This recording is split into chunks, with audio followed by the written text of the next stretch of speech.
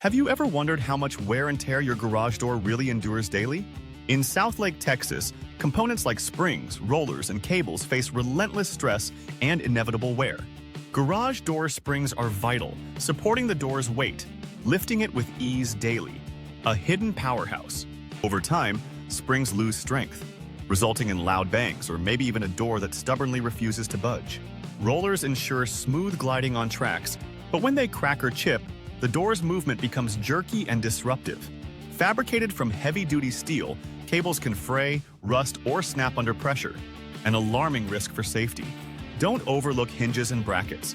They play essential roles in keeping the door aligned and functional. Inspect regularly. The garage door opener, comprised of intricate components, can present issues like noisy operations or unexpected failures.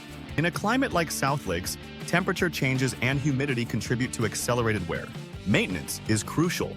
Understanding these warning signs can save you from larger headaches, so always prioritize timely garage door inspections.